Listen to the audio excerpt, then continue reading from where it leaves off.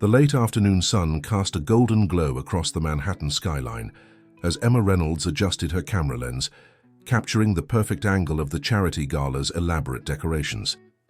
At 32, Emma had built a reputation as one of New York's most sought-after event photographers, her work gracing the pages of prestigious magazines and the walls of exclusive galleries. Yet behind her professional composure, a storm of emotions raged within her. 6 months pregnant and facing the reality of single motherhood, Emma found herself at a crossroads. What should have been the happiest time of her life was clouded by uncertainty and fear. The baby's father, a fellow photographer she'd met during an assignment in Chicago, had disappeared from her life the moment she shared the news of her pregnancy.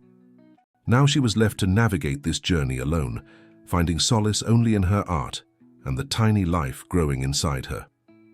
"Perfect lighting tonight," she murmured to herself, adjusting her position to capture the grand ballroom of the Waldorf Astoria. The charity event, benefiting spinal cord injury research, had drawn New York's elite, politicians, celebrities, and the old money families that formed the backbone of Manhattan's high society. As Emma moved through the crowd, her camera became her shield, allowing her to observe without being noticed. Through her lens, she captured genuine moments of humanity amid the pretense of the gala. A brief touch between lovers, a sincere smile during a conversation, the subtle furrow of concern on a philanthropist's brow. "Excuse me, would you mind taking a different angle for that shot?" a deep voice asked from behind her. Emma lowered her camera and turned to find herself facing a man in a sleek wheelchair. His tailored tuxedo couldn't hide his athletic build, and his piercing blue eyes held a dignity that commanded attention. There was something about him that seemed vaguely familiar, though Emma couldn't quite place it. "I apologize, mister," she replied, professional instinct kicking in despite her curiosity. "Jackson. Alexander Jackson," he said, extending his hand. "And no need for apologies. I just prefer my better side in photographs." His smile was warm but carried an edge of melancholy. Emma shook his hand, surprised by the strength in his grip. "Emma Reynolds. I'm covering the event for the Metropolitan." Alexander nodded, his gaze momentarily falling to her pregnant belly before returning to her eyes.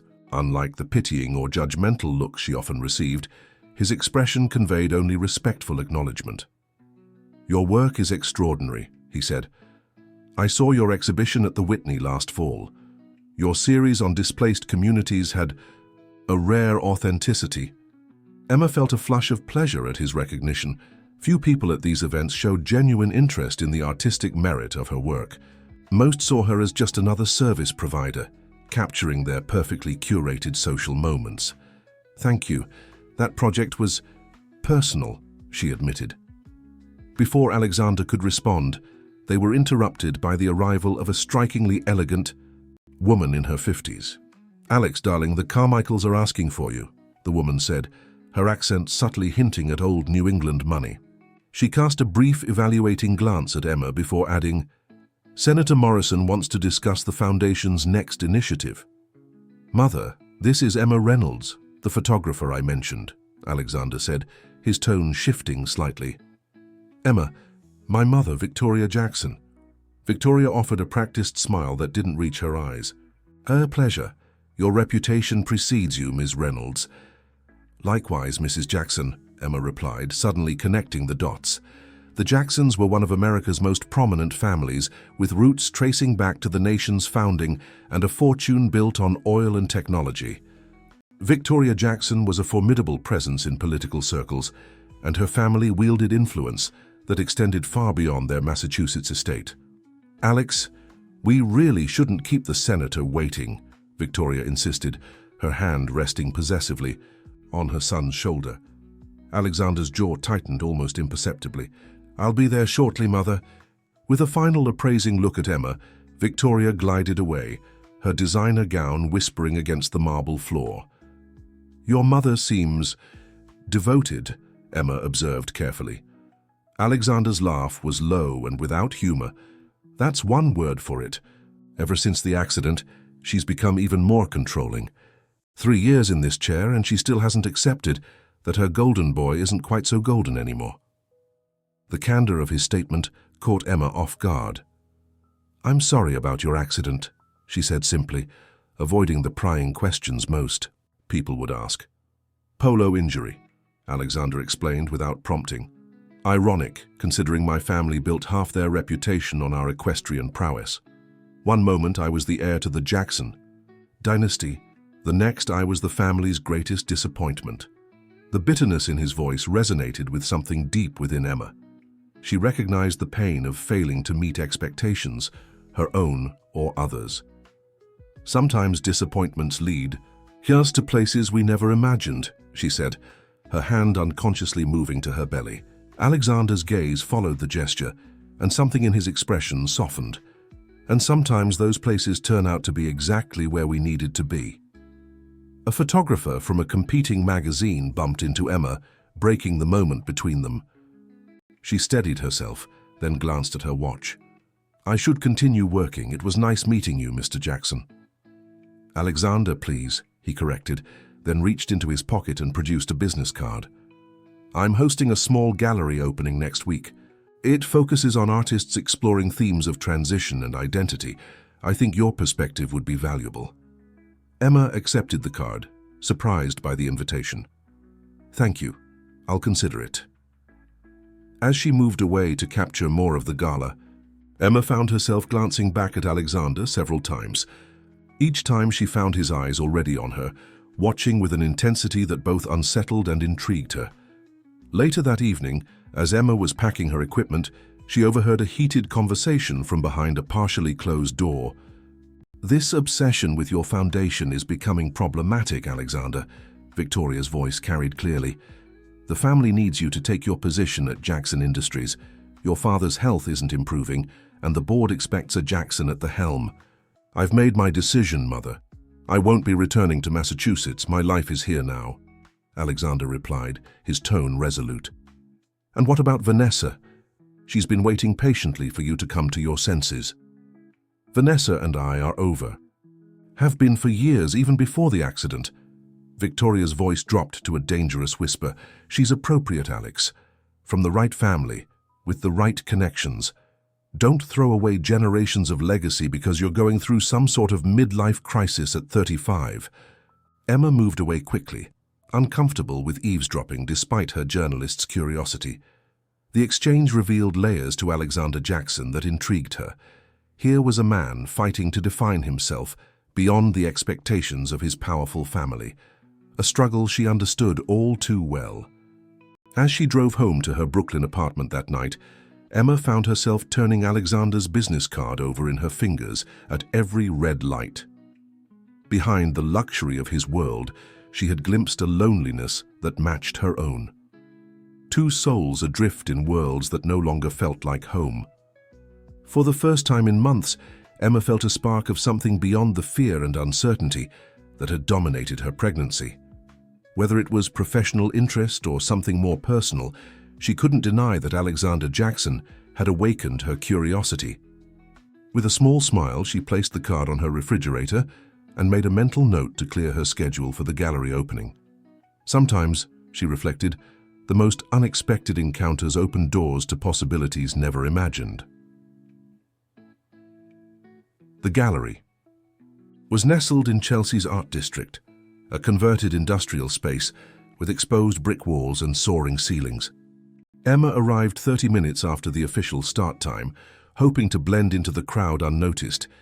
She had spent an uncharacteristic amount of time choosing her outfit, a flowing emerald dress that complemented her auburn hair while accommodating her growing baby bump. Her camera hung comfortably around her neck, both a professional tool and a familiar security blanket. As she stepped inside, the hushed conversations and gentle clinking of champagne glasses washed over her. The gallery walls displayed powerful photographs documenting the journey of individuals with spinal cord injuries, their challenges, triumphs, and everyday moments of quiet dignity. Emma moved slowly through the space, genuinely moved by the raw emotion captured in each frame. "I was beginning to think you wouldn't come," Alexander's voice came from behind her, sending an unexpected flutter through her chest. Emma turned to face him, noting how different he looked in this setting. Gone was the formal tuxedo, replaced by a casual navy blazer over a crisp white shirt. His hair, freed from its slicked-back style, fell in dark waves across his forehead. Here, surrounded by art rather than wealth and power, he seemed more authentic. "I almost didn't," she admitted. "I don't usually accept invitations from people I photograph at events." Alexander smiled, the genuine warmth reaching his eyes. "Then I'm honored to be the exception." He gestured toward the photographs. "What do you think?" "They're extraordinary," Emma replied honestly. "There's such vulnerability here, but also tremendous strength. The photographer has managed to capture moments of genuine humanity without exploitation." "That was the goal," Alexander said, a note of pride in his voice. "These are part of the Jackson Foundation's latest project, giving voice to stories that are often overlooked." Emma raised an eyebrow. "Your foundation commissioned these?" "Actually, I took them," he replied, a hint of uncertainty in his voice. "Photography has become therapeutic since my accident, a way to make sense of my new reality." "The revelation," surprised Emma. She studied him with new interest, seeing beyond the wealthy heir to a fellow artist searching for truth through imagery. "They're remarkable, Alexander. You have a gift for capturing authentic moments. Coming from you, that means a great deal," he said, his eyes holding hers for a beat longer than necessary. "And please, call me Alex. Only my mother and board members insist on Alexander." A server approached with a tray of champagne flutes, and Alex declined for both of them, requesting sparkling water instead. The small gesture, acknowledging her pregnancy without comment, touched Emma unexpectedly. "The foundation must keep you busy," she said, accepting the water gratefully. "It's become my primary focus," Alex replied. "After the accident, everyone expected me to retreat to the family estate to recuperate, then eventually take my place at the company. Instead, I channeled my family's resources into something meaningful. I imagine that wasn't a popular decision."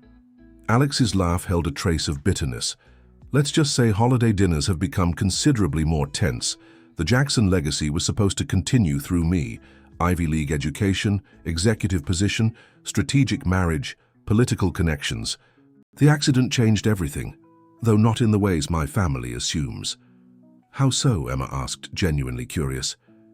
"Being suddenly dependent on others strips away pretense," he said thoughtfully. "When you can no longer perform the role expected of you, you're forced to confront who you really are beneath all the expectations. I discovered I didn't recognize the man in the mirror anymore." The vulnerability in his admission resonated deeply with Emma. Before she could respond, they were interrupted by a striking blonde woman who placed a possessive hand on Alex's shoulder. "There you are, darling. Your mother said you'd be hiding among your photographs instead of networking with potential donors." Her tone was playfully chiding, but her perfectly manicured nails dug slightly into the fabric of his blazer. "Vanessa," Alex acknowledged, subtly shifting his wheelchair to break her contact. "I wasn't aware you'd be attending tonight." "Victoria insisted I come to support you," Vanessa replied, her smile tight. Her gaze turned to Emma, assessing her from head to toe before landing on her pregnant belly. "And who might this be?" "Emma Reynolds," Alex introduced, "one of New York's most talented photographers. Emma, this is Vanessa Harrington." "His fiancée," Vanessa added, extending her hand with a diamond ring prominently displayed. Emma's eyes darted to Alex, who looked thunderstruck. "Ex-fiancée," he corrected firmly. "Our engagement ended 3 years ago, Vanessa." Vanessa's laugh tinkled like ice in a crystal glass. "We're just taking a break while Alex works through his adjustment period. The Jacksons and Harringtons have been aligned for generations. Some things are simply meant to be." The tension between them was palpable. Emma felt suddenly like an intruder in a private drama. "I should continue viewing the exhibition," she said, preparing to step away. "Actually," Alex interjected, "I promised to show Emma the installation in the back gallery. Would you excuse us, Vanessa?"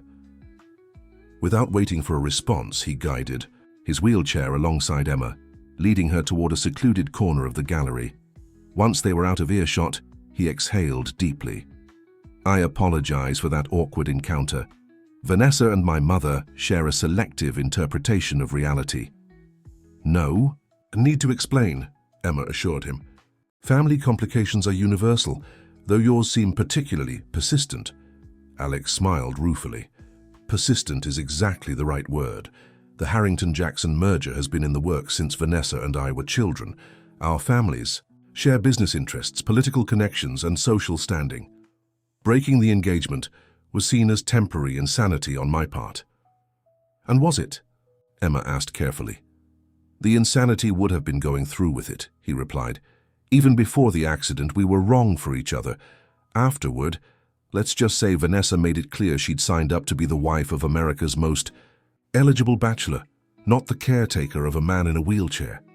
Emma winced at the callousness. "I'm sorry. Don't be." Her honesty did me a favor. Alex's gaze drifted to Emma's baby bump. "Life rarely follows the paths we plan, does it?" Emma's hand moved instinctively to her belly. "No, it certainly doesn't." "May I ask about the father?" Alex ventured cautiously. "Not much to tell," Emma replied, surprising herself with her candor. "Ryan was a fellow photographer I met during a project in Chicago. We had a brief relationship. When I told him about the baby, he made it clear he wasn't interested in fatherhood. Haven't heard from him since." "His loss," Alex said simply, the sincerity in his voice touching something deep within Emma. Before she could respond, they were approached by a distinguished older man whose resemblance to Alex was unmistakable despite his frail appearance. "Son," the man said, his voice surprisingly strong for someone who looked so physically diminished. "Your mother mentioned you were avoiding the potential donors. I'm showing a fellow artist the exhibition, Father," Alex replied, his posture straightening almost imperceptibly. "Emma Reynolds, my father, William Jackson." William's penetrating gaze reminded Emma of Alex's, though lacking the warmth. "Miss Reynolds," he acknowledged with a slight nod. "I trust you're enjoying the exhibition." "Very much, sir. Your son has remarkable talent." William's expression remained impassive. "The Jackson Foundation does important work, though I believe Alexander's talents would be better utilized in our primary family enterprises." "We've discussed this, Father," Alex said, an edge entering his voice. "The foundation is my priority now." A tense silence fell between father and son, filled with unspoken expectations and disappointments.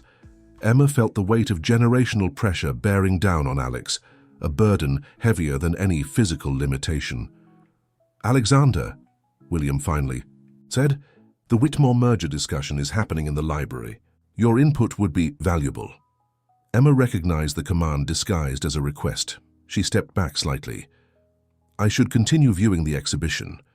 It was nice meeting you, Mr. Jackson." "Actually," Alex interrupted, surprising both Emma and his father, "Emma and I were just discussing the possibility of collaborating on the Foundation's next project. Perhaps you could relay my regrets to the Whitmores, Father. This is a conversation I'd like to continue." William's displeasure was evident, but years of social training prevented him from creating a scene. "As you wish," he said coolly before departing. Emma raised an eyebrow at Alex. "A collaboration?" "An improvisation," he admitted with a small smile. "Though now that I've mentioned it, the idea has merit. The Foundation is planning a series on unexpected journeys, people whose lives have taken dramatic turns. Your perspective would be invaluable." Emma studied him, sensing there was more behind the invitation than professional interest. "Why me?" Alex held her gaze steadily. "Because you understand what it means to have life rewrite your story without your permission, and because your work shows compassion without pity, a rare quality in both art and life." The honesty in his answer disarmed her. For months, Emma had wrapped herself in isolation, focusing on her work and her pregnancy, avoiding genuine connection. Yet standing here with Alex, she felt seen in a way she hadn't experienced in a long time. "I'd need to know more about the project," she said cautiously. "Have dinner with me tomorrow," Alex suggested, his confidence tempered with uncertainty. Professionally speaking, of course, I can tell you about the Foundation's vision and you can decide if it's something that interests you. Emma hesitated, aware of the complications that could arise from entangling herself with the Jackson. Family drama, yet something about Alex called to her, perhaps the shared understanding of lives disrupted, or the genuine passion he had for his work. Professionally speaking, she agreed with a small smile. Dinner sounds like a reasonable way to discuss a potential collaboration. As they exchanged contact information, Emma caught sight of Vanessa watching them from across the gallery, her expression a mixture of disbelief and calculation. Beyond her stood Victoria Jackson, her disapproving gaze moving between Emma and her son. Emma had the distinct feeling she had just stepped into a world far more complex than she had anticipated, a world where family legacy, power, and expectation created currents that could either lift you up or pull you under. Yet looking at Alex, whose smile had reached his eyes for the first time that evening, she couldn't help but think that some currents might be worth navigating. 3 weeks after their first dinner, Emma found herself in Alex's spacious Soho loft, reviewing photographs spread across his custom-designed work table. What had begun as a professional consultation had evolved into something neither of them had anticipated. Their dinner to discuss the Foundation project had stretched to nearly midnight, their conversation flowing from art to philosophy to personal histories. Since then, they had met almost daily, ostensibly to work on the Foundation's upcoming exhibition, but increasingly because they simply enjoyed each other's company. "These two should definitely be included," Emma said, selecting images from Alex's latest session with a former ballerina who had become a wheelchair dance instructor after a car accident. The juxtaposition of her past and present creates a powerful narrative about transformation. Alex wheeled closer, his shoulder brushing against Emma's as he leaned to examine her selections. "You have an incredible eye for emotional resonance," he observed. "That's exactly what the exhibition needs, stories of reinvention rather than mere survival." The warmth of his proximity sent a pleasant shiver through Emma. Over the past weeks, she had found herself increasingly drawn to Alex, not just for his artistic sensitivity or his quiet determination, but for the man beneath the Jackson name. A man who listened without judgment, who saw her pregnancy not as a burden but as a brave choice, who understood what it meant to rebuild a life from unexpected circumstances. "Speaking of reinvention," Emma said, straightening up to ease the pressure on her lower back, "have you made a decision about the Boston board meeting?" Alex's expression clouded. "My father's assistant called again this morning. Apparently my presence is non-negotiable if I want to maintain my position as a trustee of the Jackson Family Fund. And you need that position for the Foundation's work," Emma stated, understanding the complex web of family obligations that constrained him. Without access to those resources, the Foundation's reach would be significantly limited, Alex admitted. "It's an elegant trap my father has constructed. He knows I won't sacrifice the Foundation's mission, which means I have to play by at least some of his rules." Emma nodded thoughtfully. "When do you leave?" "Tomorrow morning. The meeting is the day after, followed by a charity gala that evening." Alex hesitated, then added, "I'd like you to come with me." The request caught Emma by surprise. "To Boston? Why?" "Professionally, because the gala would be an excellent opportunity to photograph potential donors for the Foundation," Alex explained. "And personally," he paused, his blue eyes meeting hers with uncharacteristic vulnerability, "because having you there would make the whole ordeal more bearable." Emma felt her heart quicken. Over the past weeks, they had carefully maintained the pretense that their relationship was primarily professional, despite the growing attraction between them. Alex's invitation represented a crossing of boundaries they had both been cautious about approaching. "What about your family?" she asked carefully. "I doubt your mother would welcome my presence." "Probably not," Alex acknowledged with a wry smile. "But that's actually part of the appeal. Having you there would make it clear to both my family and Boston society that I'm charting my own course now." "So I'd be what? Your statement of independence?" Emma asked, a hint of challenge in her voice. Alex's expression grew serious. No, Emma. You'd be my friend and colleague who happens to be the most interesting person I've met in years. Someone who sees me as Alex, not as the Jackson heir or the man in the wheelchair. The sincerity in his voice melted her resistance. Still, practical concerns remained. I'm 7 months pregnant, Alex. Not exactly the ideal +1 for a high society event. You're exactly who I want by my side, he insisted. Besides, the foundation is covering the photography assignment. Officially. We'll get you a suite at the hotel. First-class train tickets since flying isn't recommended at this stage of your pregnancy, and whatever else you need to be comfortable. Emma hesitated, torn between professional opportunity and personal caution. Her relationship with Alex had become increasingly important to her, a rare connection in a life that had grown isolated since her pregnancy.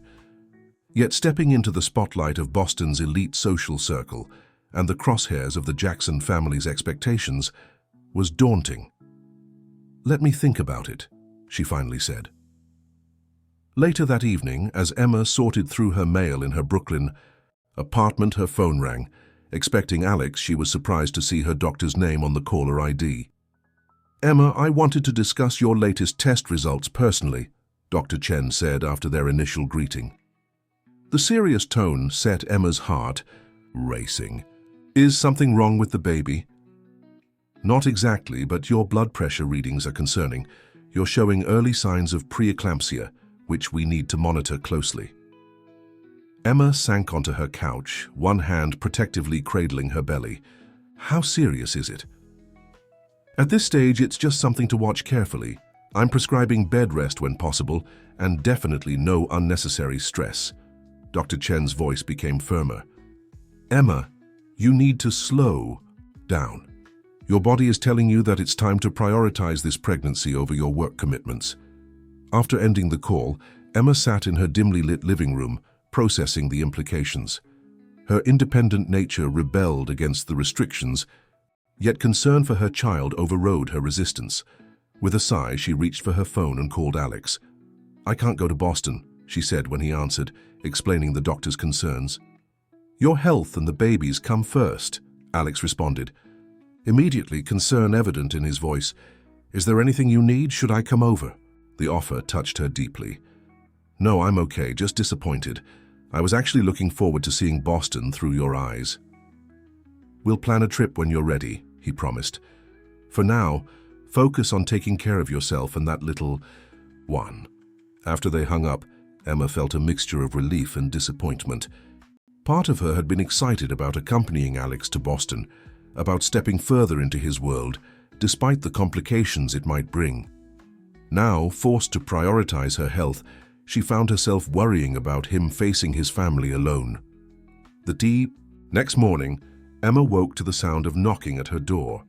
Opening it, she found a delivery person with an enormous basket filled with herbal teas, pregnancy-safe bath products, gourmet snacks, and several novels she had mentioned wanting to read. The card read simply, "Since you can't come to Boston, I'm bringing Boston to you when I return. Rest well, Alex."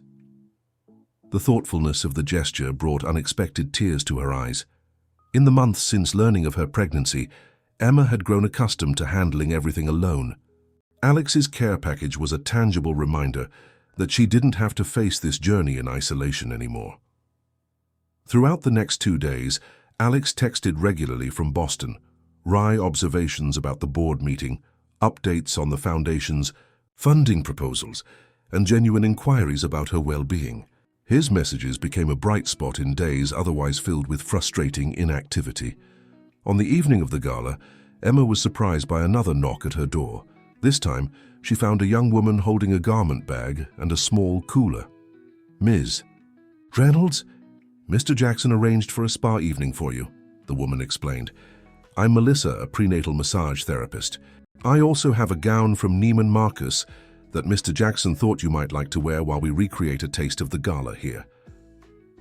Touched beyond words, Emma welcomed Melissa inside. The evening that followed, complete with a gentle massage, a delivery of the same meal being served at the Boston Gala, and a beautiful maternity gown that made her feel elegant despite her swollen ankles, was exactly what her spirit needed. As she enjoyed the chocolate souffle that completed the meal, her phone rang with a video call from Alex. "How's Boston?" she asked, angling the phone to show off her gown with a playful smile. Alex's face lit up at the sight of her. "Politically complicated and socially tedious," he replied. "But the foundation secured 3 major commitments, so I can't complain." "How was your spa evening?" "Absolutely perfect," Emma admitted, "though I feel slightly ridiculous eating souffle in a designer gown alone in my apartment." "You look beautiful," Alex said, his voice softening. "Far better than any of the polished socialites here." Before Emma could respond, a female voice called Alex's name from somewhere off-screen. His expression flickered with annoyance before he composed himself. "I should go," he said reluctantly. "Donor obligations." "Of course. Thank you again for the incredible surprise." After they disconnected, Emma couldn't shake a feeling of unease. The voice that had called Alex away had sounded suspiciously like Vanessa's. Despite their growing closeness, Emma reminded herself that Alex's world, with its complex family dynamics and social obligations, remained largely separate from hers. The thought brought an unexpected pang of loneliness. The next afternoon, Emma was organizing her photography archives when her doorbell rang again. Opening it, she found Alex in his wheelchair, looking exhausted but smiling. "You're back early," she said, surprised and pleased. "I caught the first train this morning," he explained, as she invited him in. "Boston holds little appeal when the most engaging person I know is in Brooklyn." Emma felt warmth spreading through her chest at his words. How did the rest of the gala go? A shadow crossed Alex's face. "Complicated. My mother orchestrated what was essentially an ambush. Vanessa, her parents, and several key Jackson Industries board members cornered me with a proposal that would merge our companies through our marriage." "Oh," Emma said quietly, her heart sinking. "I see." "No, you don't," Alex countered gently. "I declined, unequivocally, which led to quite the dramatic scene when my mother accused me of sacrificing generations of family legacy because of my post-accident rebellion, as she calls it." "Alex, I'm so sorry," Emma said, genuinely troubled by the conflict her friendship with him seemed to be exacerbating. "Don't be," he insisted, moving closer and taking her hand. "Emma, these past few weeks with you have given me clarity I've been lacking for years. Before my accident, I was sleepwalking through the life others had planned for me. After it, I was reacting against that life, but still letting it define me. Now I'm finally choosing my own path." The intensity in his eyes made Emma's breath catch. "And what path is that?" "One where I define success on my terms, where my work has meaning beyond profit margins, where I surround myself with people who see me clearly." His fingers tightened around hers. "People like you." The moment hung between them, charged with unspoken feelings. Emma felt herself drawn toward him, their connection deepening beyond friendship into something more profound and complex. "Alex," she began hesitantly, "I need to be careful here. Not just for myself, but for my baby. I can't afford to make impulsive decisions based on emotions." "I understand," he said, his thumb gently tracing circles on her palm. "And I respect that completely. We can take this as slowly as you need. I just wanted you to know where I stand." As they sat together in her sunlit apartment, discussing his Boston trip and her doctor's recommendations, Emma realized how naturally Alex had integrated himself into her life. His presence offered support without smothering independence, understanding without pity, companionship without demands. What had begun as a chance encounter at a charity gala was evolving into something neither of them had expected, a connection that transcended their individual circumstances, offering the possibility of a shared future neither had imagined possible before. Later that evening, as Alex prepared to leave, his phone rang. The call was brief, his expression growing increasingly troubled as he listened. "That was my father's assistant," he explained after hanging up. "He's calling an emergency board meeting next week. Apparently, my refusal of the Harrington merger has created a crisis of confidence in the Jackson leadership." "What does that mean for you?" Emma asked, concerned. "It means the battle lines are being drawn," Alex replied grimly. "And I need to decide how much I'm willing to fight for the foundation." and how much I'm willing to sacrifice to keep it. As she watched him leave, Emma couldn't shake the feeling that her life and Alex's had become irrevocably intertwined. Whatever storm was gathering in the Jackson family, she was now caught in its path. The question was whether their newfound connection was strong enough to weather what was coming. The Jackson Foundation's Manhattan office buzzed with unusual tension as Emma arrived for the exhibition planning meeting. It had been 2 weeks since Alex's return from Boston, 2 weeks of increasing pressure from the Jackson family that had left him stretched thin between family obligations and his commitment to the foundation. Despite the storm brewing around him, Alex had made time every day to check on Emma's health and the progress of her pregnancy, his concern genuine and unwavering. Emma nodded to Alex's assistant Sarah, who greeted her with a warm smile tinged with worry. "He's on a call with the Boston office," Sarah explained, gesturing toward the closed door of Alex's office. "It's been intense this morning." "Board politics?" Emma asked, setting down her portfolio on a nearby chair. Sarah's expression confirmed her suspicion. "Mr. Jackson, the elder Mr. Jackson, sent over some documents that need signatures by end of day. Alex has been pushing back." Before Emma could respond, Alex's office door opened. He looked exhausted, dark circles shadowing his eyes, but his face brightened upon seeing her. "Emma, perfect timing. Come in, please." Inside his office, floor-to-ceiling windows offered a stunning view of the Manhattan skyline, but Alex seemed oblivious to the vista as he wheeled back behind his desk, gesturing for Emma to take a seat. "Sorry about that," he said, running a hand through his already disheveled hair. "My father's attorneys have been calling all morning. Apparently, my continued defiance has triggered some obscure clause in the family trust." Emma settled into the chair across from him, noticing the spread of legal documents covering his desk. "That sounds ominous." "It is," Alex confirmed, his jaw tightening. "The board is threatening to revoke my control of the foundation if I don't agree to their terms." "Can they do that?" "Technically, yes. The foundation operates under the umbrella of Jackson Industries' philanthropic division. My father made sure of that when I first proposed it." Alex's frustration was evident as he continued. It was meant to be a safeguard against impulsive decisions. As he put it, now it's become their leverage. "What exactly do they want from you?" Emma asked, concern deepening the lines around her eyes. Alex met her gaze directly. "To return to Boston permanently, to take my place as executive vice president of Jackson Industries, and to announce my engagement to Vanessa at the annual shareholders gala next month." Emma felt her heart constrict, though she fought to keep her expression neutral. "I see, and if you refuse?" "If I refuse, they'll appoint a new director for the foundation, likely someone who will redirect its focus to more traditional, less controversial projects. The work we've been doing with disability advocacy and accessibility would be sidelined in favor of safe, politically advantageous initiatives." His hands gripped the arms of his wheelchair tightly. "Everything I've built over the past 3 years would effectively be dismantled." The weight of the situation settled between them. Emma understood what the foundation meant to Alex.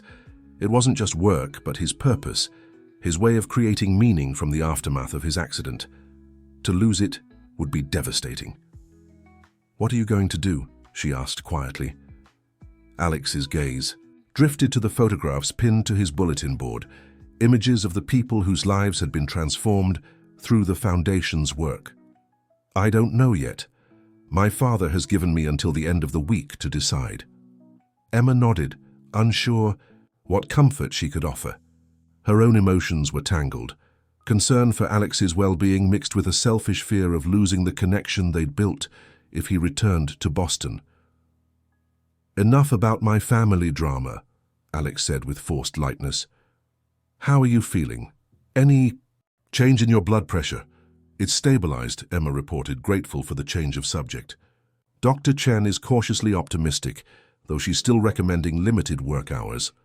"Which you're ignoring to be here," Alex noted with a knowing smile. "This project matters to me," Emma replied simply. Their eyes held for a moment, the unspoken truth hanging between them. It wasn't just the project that mattered, but the man behind it. The rest of the afternoon passed in focused work as they selected the final images for the exhibition and discussed layout options. Despite the looming crisis, Alex was fully engaged, his artistic eye and sensitivity to the stories behind each photograph reminding Emma why their collaboration had been so successful. By late afternoon, Emma noticed Alex wincing occasionally as he shifted in his wheelchair. Years of physical therapy had given him considerable upper body strength, but the strain of recent weeks was taking its toll. "You should rest," she suggested gently. "No time," he replied, though the tension in his shoulders belied his casual tone. "We need to finalize the exhibition proposal before the emergency board meeting tomorrow." Emma stood and moved behind his wheelchair. "At least let me help with this," she said, placing her hands on his shoulders. Years of carrying heavy camera equipment had given her strong hands, and she began working the knots of tension from his muscles. Alex's initial protest died as her fingers found particularly tight spots. "That feels amazing," he admitted, his head dropping forward to give her better access. "My mother was a massage therapist," Emma explained, working methodically across his shoulders. "She taught me a few techniques. Occupational hazard of photographers, we all end up with neck and shoulder issues." As the minutes passed, she felt him gradually relax under her touch. The intimacy of the moment wasn't lost on either of them. When her fingers brushed the nape of his neck, a small shiver ran through him that had nothing to do with physical therapy. "Emma," he said softly, reaching up to catch her hand. He turned his wheelchair to face her, still holding her fingers in his. "Thank you not just for this, but for everything these past weeks. Having you to talk to work with. It's kept me anchored through all of this."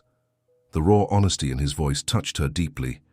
Emma knelt beside his wheelchair so they were at eye level, her free hand resting on her rounded belly. "You've done the same for me, Alex. Before we met, I was just going through the motions, focusing on work, to avoid thinking about how unprepared I felt for motherhood. You helped me find joy in this journey again." Alex's gaze was tender as he reached out to touch her cheek. "You're going to be an incredible mother."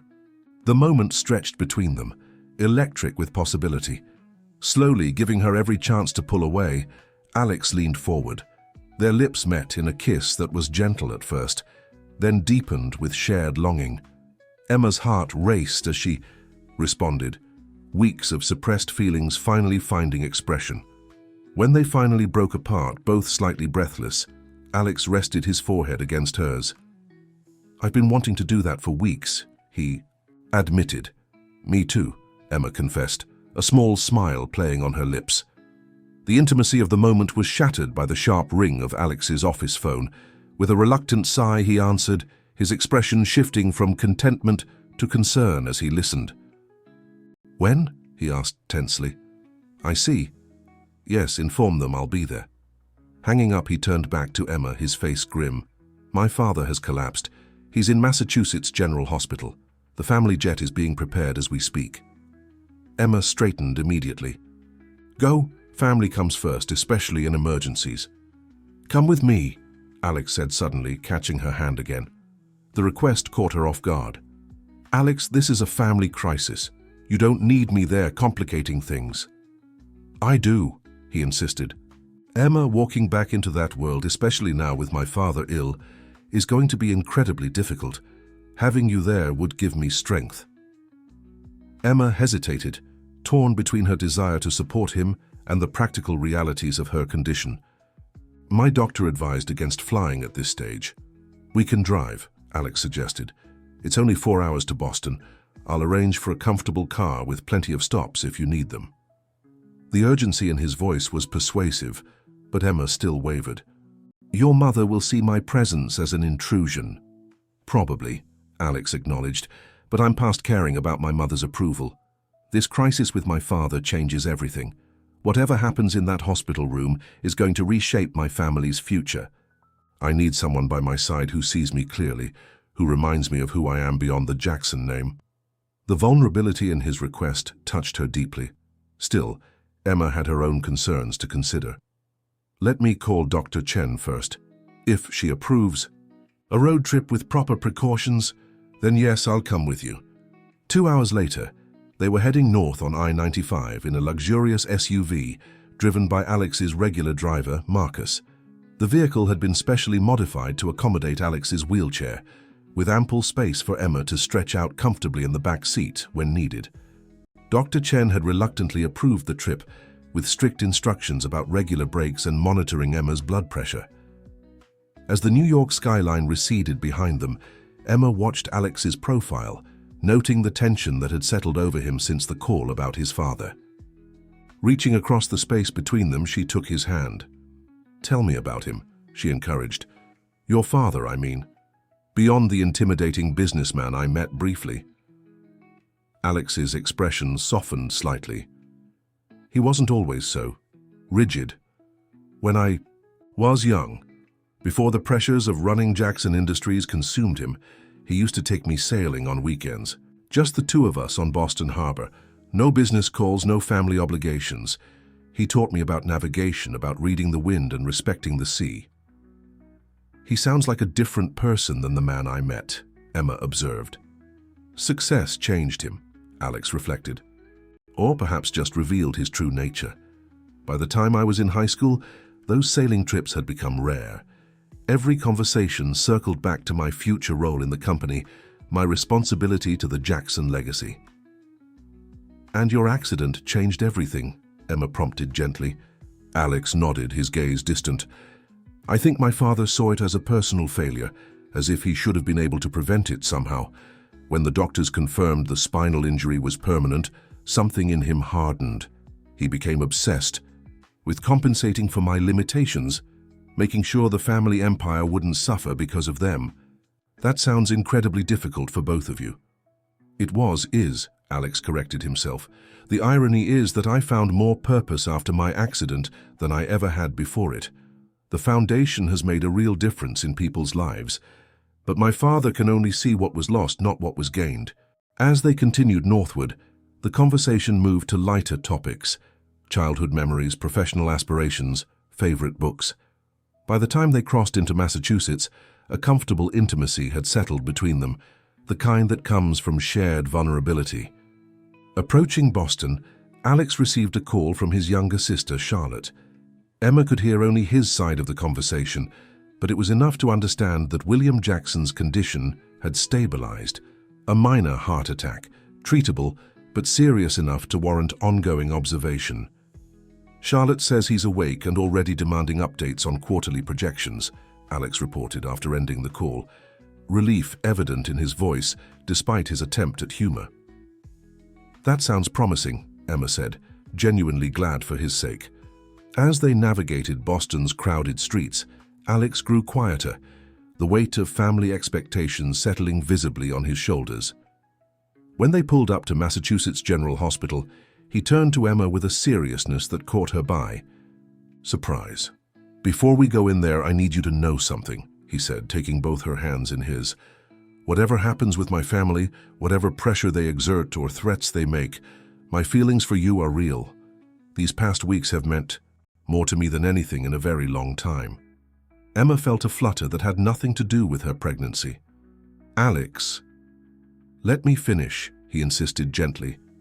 "My family is complicated and controlling.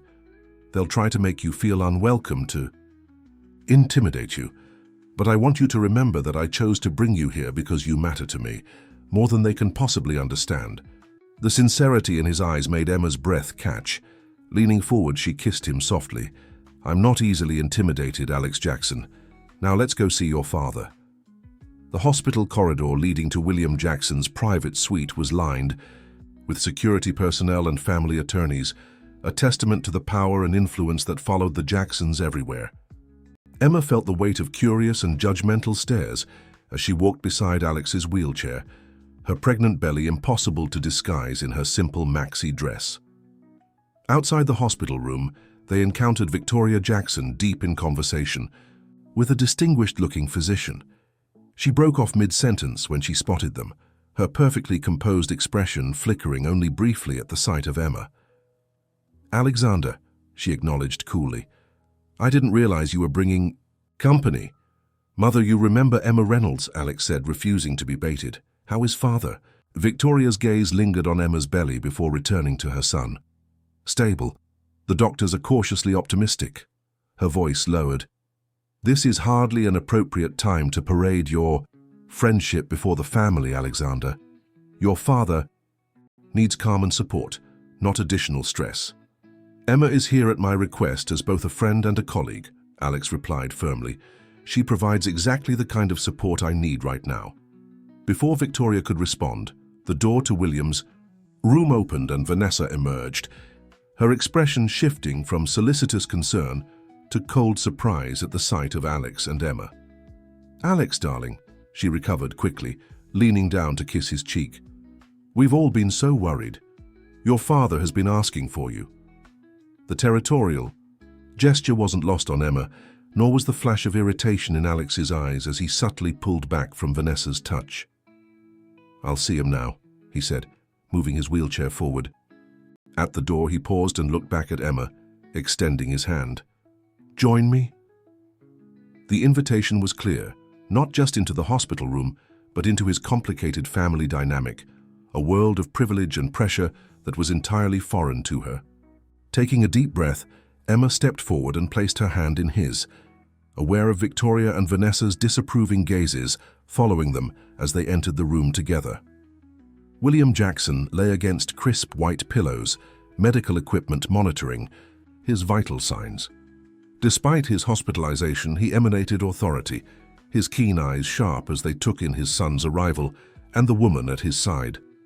The stage was set for a confrontation that would determine not just the future of the Jackson Foundation, but the course of Alex and Emma's relationship. The tension in William Jackson's hospital room was palpable as Emma stood beside Alex, acutely aware of her outsider status. William's piercing gaze assessed them both before he spoke. So this is the photographer, he said, his voice surprisingly strong, the one who's been occupying so much of your time lately. After brief introductions, William wasted no time addressing business. The board meeting has been rescheduled. They expect your decision by next week, Alexander. This isn't the time or place, Alex protested. Nonsense, William dismissed. The terms remain the same. Return to Boston, take your position at Jackson. Industries announce your engagement to Vanessa. In return, you retain control of the foundation with expanded funding. And if I decline? Alex asked. Then the foundation will be restructured under new leadership and your trust placed in conservatorship until you regain perspective, William replied. His expression softened slightly. This isn't punishment, son. It's protection. For you and for the family legacy. From what, making my own choices? Finding fulfillment outside the path you've prescribed? Alex challenged. William's gaze shifted to Emma. From decisions made in haste that you might regret. The accident changed you. My accident didn't change me, Father, Alex said quietly. It clarified things. The foundation isn't a distraction or rebellion, it's meaningful work. And Emma isn't a phase. She sees me for who I am, not for what our family name represents. You've known this woman for a month, and she's pregnant. With another man's child, William countered. I'm choosing a life with meaning to me, not just significance to the Jackson dynasty. A tense silence fell before William spoke again. You know I only want what's best for you. I know you believe that, Alex acknowledged, but we disagree fundamentally about what best means. The doctor arrived to check William's vitals, giving Emma an opportunity to step outside. In the corridor, Vanessa cornered her. You must find all this overwhelming, Vanessa observed with false sympathy. Alex has always had a soft heart. Sometimes it leads him to make impulsive decisions, especially since the accident. His commitment to the foundation hardly seems impulsive, Emma countered. I meant his tendency to rescue people, Vanessa clarified with a thin smile. I don't need rescuing. But Alex doesn't always see clearly when it comes to emotional entanglements. He's vulnerable right now, fighting with his family, struggling with his limitations, searching for purpose. Vanessa leaned closer. Did he tell you what's really at stake? The Harrington-Jackson merger has been planned for over a decade. Without Alex's cooperation, both families stand to lose billions. Hundreds of jobs are at stake. Despite herself, Emma felt doubt creeping in. Was she encouraging Alex to abandon responsibilities that affected far more people than just himself? Charlotte Jackson approached, interrupting their conversation. After sending Vanessa away, she surprised Emma with her warmth.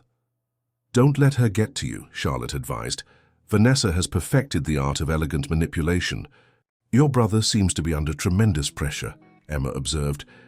"Alex has always carried the heaviest expectations," Charlotte agreed, "but I've never seen him as alive as he's been since starting the foundation, and based on his recent calls, meeting you has only increased that sense of purpose." Alex returned, looking drained but somehow lighter. "Ready to get out of here? Father needs rest, and I've arranged for us to stay at my Cambridge apartment tonight." In the privacy of the car, Alex revealed, "After Mother left, Father and I had the most honest conversation we've had in years. He admitted he's been pushing the merger partly out of fear that without the Harrington connection, I'd be vulnerable after he's gone." "That sounds like it comes from love, however misguided," Emma observed.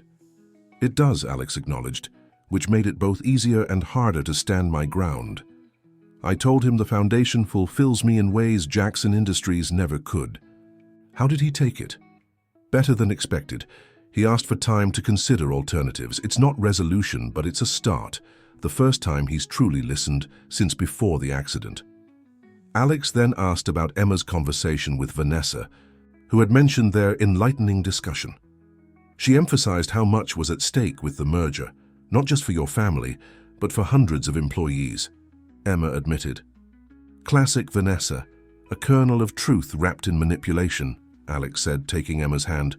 "The merger would be profitable, but it's not the make-or-break situation she portrayed. The real issue is control. My father's generation trying to cement their legacy through arranged corporate marriages." "I don't want to be why you make decisions you might regret," Emma said quietly. "My feelings for you aren't a reaction to family pressure or rebellion," Alex assured her. "They've grown from genuine connection, and I understand your pregnancy complicates things. Your child will always be your priority, as it should be. What are you asking for?" "Time, patience, the chance to see where this might lead without my family's expectations hanging over us." 2 weeks later, back in New York, Alex arrived at Emma's apartment with news. "We've reached a compromise," he announced excitedly. "I'll join the board of Jackson Industries as a non-executive director, participating in quarterly meetings remotely. In return, the foundation receives guaranteed funding for 5 years and complete autonomy." "What about Vanessa and the merger?" "The merger will proceed as a business arrangement without personal entanglement. My father finally accepted that some traditions need to evolve." Alex then presented Emma with an envelope containing a substantial check from the Jackson Foundation. "We're establishing a new initiative documenting the lives of single mothers across America. The board unanimously approved you as creative director." "I can't accept this," Emma protested. "It's not from me, it's from the foundation, based solely on your qualifications. Charlotte proposed it after seeing your portfolio. It would provide financial stability for you and the baby, with a flexible schedule you can manage as a new mother." Overwhelmed, Emma accepted the opportunity. Then Alex took her hands in his. "I love you, Emma. These past months have shown me what real partnership can be. I know your baby will always come first, as it should, but I want to be there for both of you." "I love you too," Emma whispered, "but I'm scared my life is about to change dramatically. I can't ask you to take on another man's child." "You're not asking, I'm offering. I don't see your baby as a burden, but as part of the remarkable woman I've fallen in love with." 2 months later, Emma stood at the entrance to the foundation's exhibition hall, her newborn daughter Lily cradled in her arms. The gallery was filled with the art community and social elite, celebrating the opening of unexpected journeys rewriting life's narrative. Victoria and William Jackson were in attendance, a significant gesture from a family still adjusting to their son's chosen path. When William reached out to touch Lily's tiny hand, something in his expression softened as the newborn gripped his finger, a small moment of connection bridging generations. That evening, in a quiet anteroom where Emma nursed Lily, Alex withdrew a small velvet box. "I chose emerald because it reminded me of the dress you wore the night we first really talked, he explained, presenting a stunning ring. Emma Reynolds, you saw me, truly saw me, when others could only see the Jackson name or the wheelchair. I want to build a life with you and Lily, a family defined not by obligation, but by love. Will you marry me? Looking at her daughter, then, at the man who had become essential to both their lives, Emma whispered, yes. Later, as they prepared to leave, Alex paused to look back at the photographs documenting their intertwined journeys. When I had my accident, I thought my life was ending, he reflected. In a way, it was. The life others had planned for me. But what grew in its place has been far more authentic, more meaningful, and infinitely more beautiful than anything I could have imagined. As they drove through the city lights toward their new Chelsea townhouse, designed for their unique family, with accessibility modifications, a photography studio, and a nursery, Emma realized that sometimes life's most precious gifts arrive in packages we never anticipated. Their unlikely love story had defied expectations and transcended circumstances. "Thank you for seeing me," she whispered, leaning against his shoulder. His smile was all the response she needed. Whatever challenges tomorrow might bring, they would face them together. Two souls who had found in each other not just acceptance, but the courage to embrace life's unexpected journeys. Fimda Historia.